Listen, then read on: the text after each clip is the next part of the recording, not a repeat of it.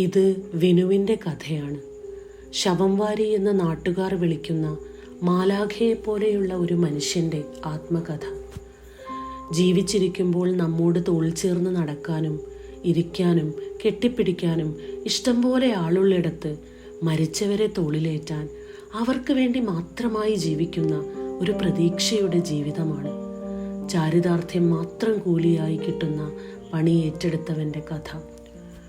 നിയാസ് കരീം എന്ന എഴുത്തുകാരനിലൂടെ, മരണക്കൂട്ട് എന്ന പുസ്തകത്തിലൂടെ നാം അറിയുന്ന വിനു ഒരു പ്രതീക്ഷയുടെ പേരാണ്.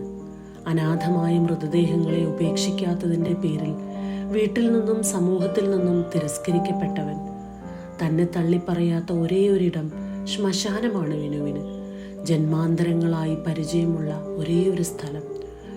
മൂന്നാറിലെ സൂയിസൈഡ് പോയിന്റിൽ നിന്ന് കൊക്കയിലേക്ക് വീണ 2 മൃതദേഹങ്ങൾ എടുക്കുന്നത് വിവരിച്ചുകൊണ്ടാണ് നിയാസ് കരീം വിനുവിൻ്റെ കഥ എഴുതി തുടങ്ങുന്നത്. അറിഞ്ഞോ അറിയാതെയോ കൊക്കയിൽ വീണുപോയ 2 മനുഷ്യർക്കായി ദൂരെ എവിടെയോ കാത്തിരിക്കുന്ന വീട്ടുകാർക്ക് അവസാനം ഒന്ന് കാണാനായി വിനു കൊല്ലിയിലേക്ക് തൻ്റെ ജീവൻ പണയം വെച്ചുകൊണ്ട് ഇറങ്ങുന്നു.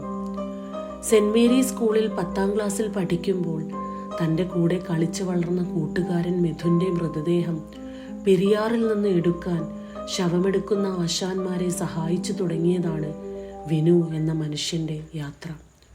മൃതദേഹങ്ങളെയും യക്ഷികളെയും പ്രേതത്തെയും അത്രമേൽ പേടിയുണ്ടായിരുന്ന വിനു പിന്നീട് അവരെ ഇഷ്ടപ്പെടാൻ തുടങ്ങി. അവൻ്റെ മനസ്സിൽ നിന്ന് മിഥുൻ പേടിയെടുത്തു കളഞ്ഞിരുന്നു. ജീവിച്ചിരിക്കുന്നവരെക്കാൾ നല്ലത് ജീവനില്ലാത്തവരാ. അതുകൊണ്ടാണ് എനിക്ക് മൃതദേഹങ്ങളെ ഇത്രയും ഇഷ്ടം, വിനു പറയുന്നു. ഇത് വിനുവിൻ്റെ മാത്രം കഥയല്ല. റെയിൽവേ പാലത്തിൻ്റെ അടിയിൽ ആരെയും ചൂണ്ടിക്കാട്ടി കുറ്റം ചുമത്താത്ത ആശാന്മാർ, എല്ലാവരും അകറ്റിയപ്പോഴും തന്നെ ചേർത്തു നിർത്തിയ കാക്കിയിട്ട പോലീസ്, അനാഥ മൃതദേഹങ്ങൾ സംസ്കരിക്കാൻ സ്വന്തം പറമ്പ് വിട്ടുകൊടുത്ത അജ്ഞാതനായ മനുഷ്യൻ, ഇവരെയൊക്കെ പോലുള്ള അപൂർവം ചില മനുഷ്യരുടെ നന്മ വിനുവിന് സ്വന്തമായി ഉണ്ട്.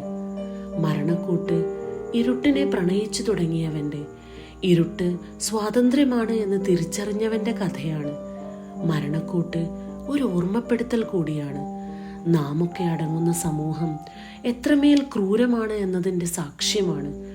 ഒരാൾക്ക് സ്വന്തം തൊഴിലിടം തീരുമാനിക്കാനും അതിൽ ജീവിക്കാനുമുള്ള സ്വാതന്ത്ര്യം പോലും കൊടുക്കുന്നില്ലല്ലോ നമ്മളാരും.